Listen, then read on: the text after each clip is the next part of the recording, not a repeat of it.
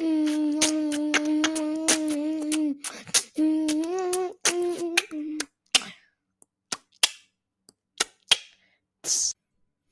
team. So today's episode is me and Ray again, and we actually we wanted to talk about acceptance, but it got some really nice layers into it, and we used some really nice analogies. And I really do think that you'll take something away from this, because it allows you to listen to us having a discussion, but there'll also be some elements of self-reflection in there, plus a little, case study type thing at the end there that might be something that you relate to, especially those of you that are ambitious or driven or trying to learn a lot, but you just don't have enough time. Take a listen to this. This is going to help you start to recognize what you are doing right, what you should be prioritizing, and how to get the most out of life and everything that's going on. Enjoy. Microphone's here. This is the microphone. But have you checked that? I can see it there bouncing on the screen. Road. Yes. Okay. Are we going to edit that out? No, we're not. Wow. Well, I'm not editing this out, by the way. No, welcome back to the Identity Human podcast. Why are you laughing? Because I poofed up my hair and then I look like a lion. Keep it that way. You are a Leo, after all. Star signs. Welcome back to the Identity Human podcast with your hosts, Ray and Don. Almond. How... Thank you for leaving me one word to say. You didn't actually have one word to say. You forced that one in. I was just looking at you and you spoke. Right. Can you get serious now? Sorry, we've got the giggles. You've got the giggles. I'm fine. Okay. We are back with another exciting episode of the Identity Human podcast. And we are super excited to be talking to you tonight. Super excited or just excited? Super excited to be talking to you about acceptance. Why are you excited about that, Ray? Because I've accepted that you've planned out this episode and that it's going to be really interesting. No, but it is. We are we're in a good space with business and everything, and we are really noticing the foundational work that we've been putting in the last couple of years coming into play with everything. In terms of, we have so much going on in our lives, but we are in a really good, we don't feel at all frazzled. And you gave a really good description the other yesterday about green versus red light. Operating in the red. So two people can be operating with the same amount of chaos going on, and one will be operating in the green and one will be operating in the red. And I feel like we've put a lot of structures and work on ourselves and just so many layers that we could talk about. Everything we talk about on this podcast, we've done so much of that in our lives that now there's so much going on, sick parents, childcare falling away, Monty vomiting at bedtime, kids being unwell. We've had our kids constantly unwell. Business has been crazy busy. The demands of the kids' sport, we're out there doing 1 or 2 sports every day of the week. And home insurance popping up. Yeah, home insurance being stupid. The typical home insurance in the UK is £400, and we've just been quoted what? Yeah, $6,000. £6,800, £7,000 for our insurance because we put a claim through on a leak. We are lucky enough to live in a relatively large house, but we have the parents and stuff in different parts of it. But that was a big shock. So we have lots of stuff going on, but we're in a really we feel solid. So we're having to put to play that, oh my goodness, there's a whole big sum of money that we have to find. And you can immediately go into this, what are we cutting costs on? Where are we going to cut costs? Or you can go into where we're going to make more money. So it's the same thing, but different approach. But there's also just so many layers that mean that we have the headspace to deal with all these different things that come up. To use the analogy, maybe your green, with the green and red example that you gave, is it's like changing gears in a car. A first gear, you're going to go red. It's you feel it's getting this whole big multi-ton machine going. And then you change gear and it feels like you got lots more to go. And then you go in the red again, you change gear and you can go in faster. So you're going faster and faster, but it actually takes less effort. Yeah, exactly. Yeah, a lot. And so this is all talking about how from us working on ourselves and working on structures in our lives, we're able to go so much faster and not feel like it's that much effort. And it truly is that if any change that you want in your life or your business begins with working on you. And actually, another example that I had come up today was I was doing a management accounts meeting with clients. But those management account meetings, as you hobby. If you Are don't you know, an I'm an accountant? accountant. You I would knew think it. that I we would knew just it. be on that call discussing numbers, but at least half the time, my calls with my clients turn into a coaching session, and a lot of issues in businesses get solved with sales and marketing and the psychology around that, and like, because that then if I can help clients with their psychology and around how they approach their sales or marketing, then it has a knock-on effect into how to improve profitability, because there's only so much I can help them do on like the numbers and stuff, and if I can help them on that side, it helps. I know. So you're telling me from a chartered accountant's point of view about all finance that there is value in understanding how important someone's psychology and mindset is in their approach to business. Yeah, because there's only so much you can solve on the number side of things. So what I was having the If you're listening to conversation. this and you're analytical, please, that's yes. I was having a conversation with clients, and like it's like the same sort of conversation we've had for the last year or two when we do their quarterly accounts, and I was just like, we then started really talking about like your margin, like the markups and the margins are not okay, and delving into why. And I discovered in hearing them talk that they had so many limiting beliefs. And so we really like delved into that about their beliefs around how they needed to offer discounts. Otherwise people wouldn't come to them for business, and not seeing value in themselves.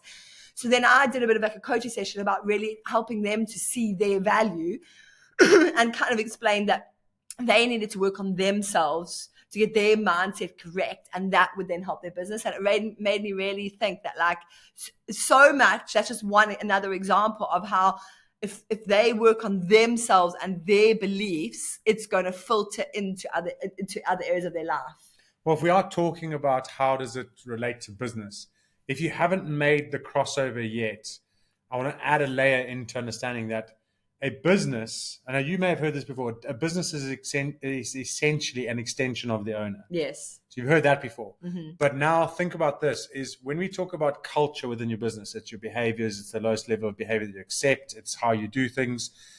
It's the same thing within your mind. So you'll have your own culture that you have, the standards that you accept, how you carry yourself. So when someone starts a business and they don't see value in themselves, they're not going to see value in the business that they do. So you have to start to work on the value that you offer. So if you don't understand the value that your business offers and what it can create in someone else, you're never going to fully back the business. So you're always going to give discounts because you're like, oh yeah, okay, maybe it is, you are charging less. But if you knew that you were going to 10x someone's profits by giving them a bit of advice or keeping their finances in order, you would never discount, because you're like, why would I do this for you for less if I know that it's making 10 times more? So actually one of the most key things that anyone can do from a business point of view is think about how much value you're adding. If you cannot, find out. If you're not, it's not really a good business to be doing. Yeah. But I mean, but the key here, just linking to the working on yourselves, is like that's a very specific example around solving one issue in business. But the theme that I see across the board is it always comes back to working on yourself to then get that outward sort of outcome that you are looking for outwardly. Yeah. And I suppose that leads nicely into what we're supposed to be talking tonight. And it's around acceptance, but the story about like, so the next question is, okay, so we're going to go work on ourselves. I'm going to tell me 10 books that you've read, Ray, and I'm going to go and read those things, and that's going to help me work on myself. And then 2 years down the line, you're going to come back to us and say, Ray, I went and worked on myself, and I tried so hard, and I was desperate to make things happen, and nothing happened. I felt like I was back to where I started. I think I may have told this story before, but I'm going to tell it again. The Moth and the Spider.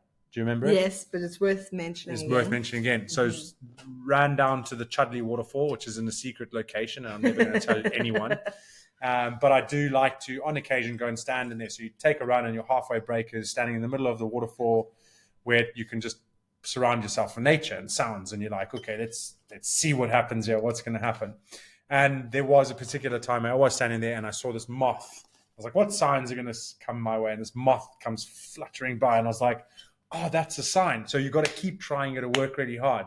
And this moth was flying, and I was like, what? That's nature. Beautiful. How amazing is it? And the moth then flies down towards the water. As it gets to like 5 centimeters above the water, starts to glide into a spider's web. And then the spider drops down and starts to wrap moth up, and I was like, ooh, maybe you don't want to be the moth.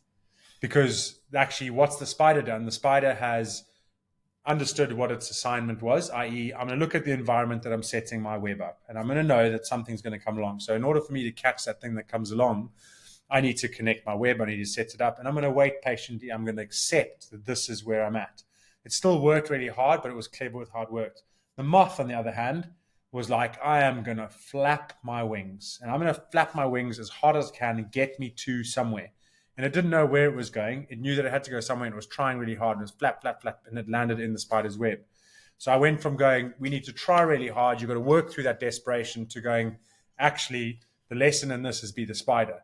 Because part of working on yourself feels like it's just a lot of hard work. And it's building that web. And it's building that web at the same time. So yes, you work hard, but you want to make sure that it's not desperate.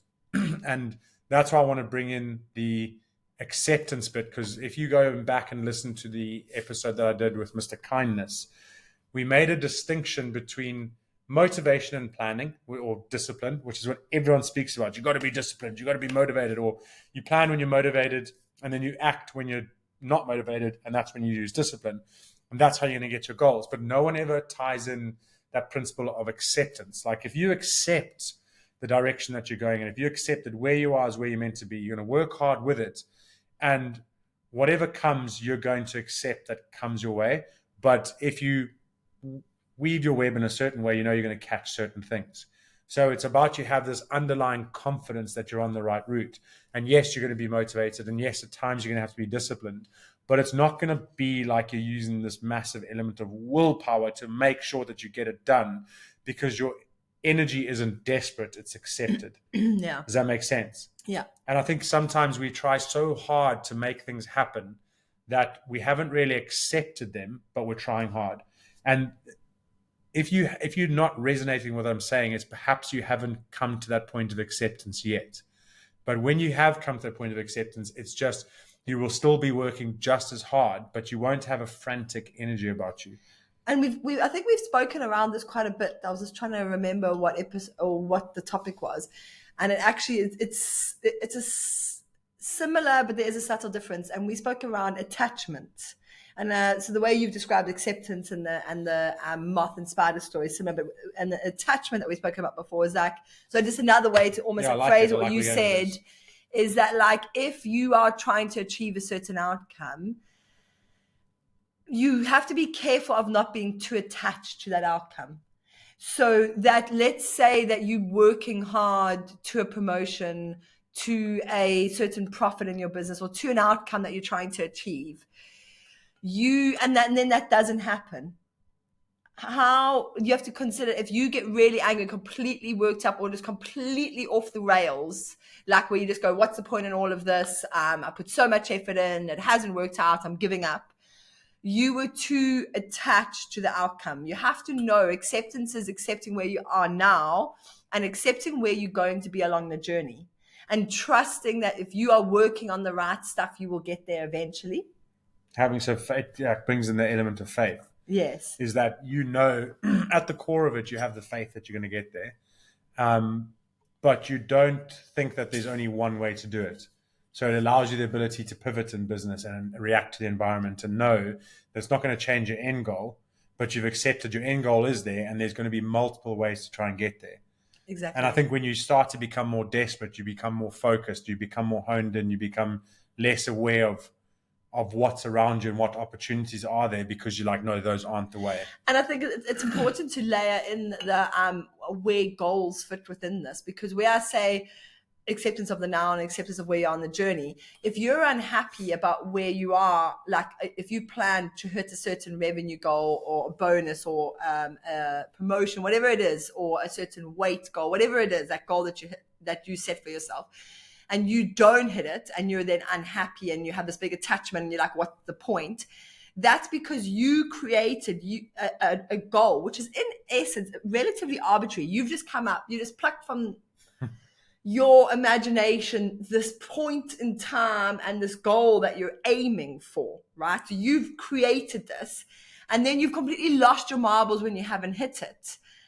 But what you're not seeing is the bigger picture of like, well, what happens if you are going to hit that, but it's going to happen 6 months later than you planned? But because you get so obsessed with it that you didn't hit it in the first 6 months, you then completely throw off your chances of hitting it maybe 6 months later. So it's realizing that, like, as part of this acceptance, it's important. It's still important that we set goals so we have a direction we're heading for, but it's accepting that you may not always hit your goals, but your goals are ensuring that you're still heading in the right direction. And if we're tying in the element of what are you ready for mentally, is how specific are you with your goals, and what do you need to be ready for when you reach your goals? Because if you've asked for long-term success and your goal is your first step, and you aren't ready for that long-term success, you're going to have to learn a lesson in order to reach your goal. And that's why when you're ready for something, it will come a lot easier. And when you're not ready for it, you're going to have to learn some lessons. So those patterns that keep repeating themselves, that you keep thinking, oh, this is just my luck, this just happens to me. That's not your luck. That's you not realizing that you're not learning a lesson that you need to learn in order for you to move on to the next step. 100%. And it's accepting that there's something you haven't learned. So it's almost like when failure happens, it's approaching it in like, what's the gift in this? What did I need to learn that I wasn't able to see success in this moment? And looking at it from that point of view will propel you forward. And where you talk about, like, where we say, what's this lesson? What haven't I learned that allowed me to be successful? It almost comes back. It circles around to the point that we had at the beginning of this episode where we spoke about green light versus red light and the gears of a car. Green revs versus red revs. Yeah. And the gears of a car, where we now have put so many structures in place that we're able to deal with a lot more and see a lot more success with a lot less effort because we've learned those lessons. Yeah. Because we've done what we've needed to be ready for that next stage, so that we're able to move through stuff that maybe other people wouldn't be able to move through because they need to still learn those lessons. So it ties back to almost what we said at the beginning. It really does. Yeah. I like where you've gone with that. The last analogy, or the last element of that green revs, red revs thing is, remember, if you find yourself operating in the red all the time, what happens? Yeah, it's not good. What happens to a car if you keep revving it too high? Then you're going to pop the engine. You're being the moth. Yeah, you're being the moth, exactly. So what does that mean? Sometimes you have to take a step back to take steps forward. So making sure that you're not operating in the red all the time. Again, tying in high performance. High performance isn't waking up and red zoning every single day for a year. You have to learn how to put yourself into your green zones, if we're going to go with this analogy, and just, you're either changing gear up or you're just slowing down, putting the brakes on to be able to go again. The point is, it's all intentional. So I jumped on a call with someone tonight and they just said, I just feel like I'm taking on too much. I can't say no. And I've got these courses that I've all paid for and I'm not able to give my time, but I'm also coaching. And I just said, look, you're operating in the red. And sometimes, she was about to launch a course too. So she'd recorded loads of videos and I was like, oh, that's amazing. But she hadn't figured that was good, because she was in the red with trying to learn. And then something added on, which made it even more in the red. And I said, you've just got to accept that those courses that you signed up for are things that you genuinely want to learn. But at the time in your life now, you are prioritizing the right thing, which is your course, which has people that are signed up, and that's going to start to make you money. And when you need to learn those things, your brain will lead you back to those at the right time. And it's almost having acceptance that you've set the intention that you've all these things going on. But what you've got to focus on is, what do you need to make your priority right now? And if you're doing that, you're on the right track. Don't worry about the rest. But if you're focusing on something that's not a priority, that's what you've got to then really question yourself, is because you can have 15 courses that you signed up for or 15 unfinished books. None of that's going to matter if you're doing the right thing. But if you're doing the wrong thing and you've got all those courses, then you're doubling up on your problems. And so her end thing was, well, actually, wow, it was nice to see that she was doing the right thing, because she was focusing on what needed to be focused on. And it was just a subtle shift of focus to go, human nature is to always focus on what we're not doing instead of what we are doing. And that sometimes takes you out of operating in the red and into the green, because it just allows you to put the brakes on a little bit and go, okay, I know if I take this corner too fast, I'm going over the edge. So we're Yeah. going to slow down and we're going to treat our bodies properly and our minds properly. I like it. So yeah, I know I went off on a tangent there. I can do that sometimes. Anything else to add, Ray? Because we didn't want to make this one too long. We are 19 minutes. We aim for 20 minutes. I think we're hitting it on the nail We there. better hurry up because we've got 35 seconds left. I suppose it's always good to end off by reminding you guys that we will have another 5-day challenge coming up. So if you're looking like we're a couple of months now, almost into 2025, if you're feeling like you really want to, have a little nudge forward on your goals, or what I was going to layer in there is that if you're in the red zone and you're like, I'm in the red zone, there's so much to do, there's so many courses that I want to do, or so many books I want to read, or there's just so much I want to implement in my life. How can I make sure that I'm still looking after me and I'm not going to go off the rails? And that is where you build some really powerful foundational structures in your day-to-day life that are going to ensure that you keep yourself operating in an optimal zone. And our challenge gets you to do that. So it's 5 days, high impact. The challenge sign-up page will only be coming sometime in March, I think it is. So if you want to be notified when we open that up, join our waitlist. We'd love to have you there. So how do we join the waitlist, Ray? Go to identityhuman.com. And there you'll find our waitlist page. You can sign up and you will be the first to notified when we open the sign up to the challenge. Amazing. See you guys there. Thank you very much. We're over 20 minutes. Okay. Okay. Right. Thank you very much for listening. That'll be us for today.